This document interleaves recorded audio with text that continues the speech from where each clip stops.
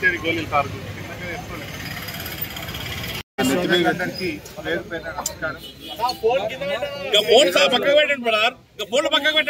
కొడంగల్ మాజీ శాసనసభ్యులు BRS party నాయకులు పట్నం నరేందర్ రెడ్డి గారిని పరామర్శించడం జరిగింది.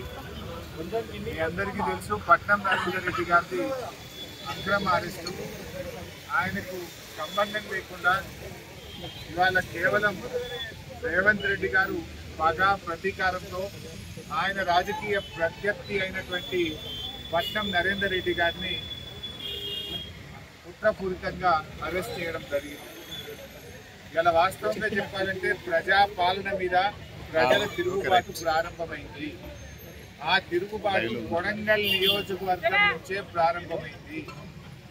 ఈరోజు రేవంత్ రెడ్డి గారు ఏంటంటే ఆ ప్రజల తిరుగుబాటును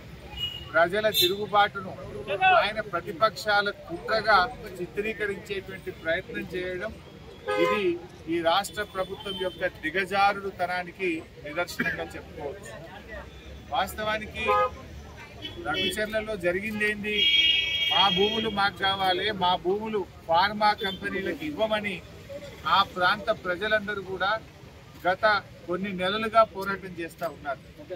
మరి అక్కడ ఎమ్మెల్యేగా ఉన్న రేవంత్ రెడ్డి తనకు ఓట్లేసినటువంటి కొడంగల్ ప్రజలకు పిలిచి మాట్లాడాలి, వారి సమస్య పరిష్కారం చేయాలి.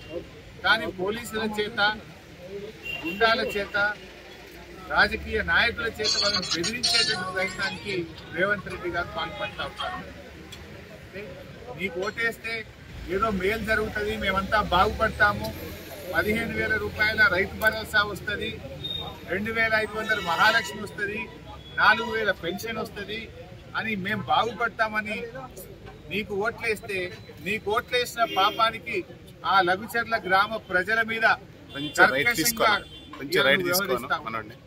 కట్టు బట్టలతో పిల్ల పాపలతో ఊరు విడిచి పారిపోయేటట్టు చేస్తావు.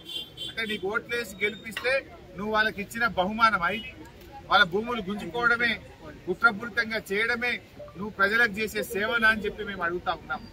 పట్నం నరేందర్ రెడ్డి గారు ఒక ప్రతిపక్ష పార్టీగా, ప్రతిపక్ష నాయకుడిగా ఆ రైతులకు అండగా నిలిచే ప్రయత్నం చేసినాడు, రైతులకు ధైర్యాన్ని ఇచ్చే ప్రయత్నం చేసినాడు.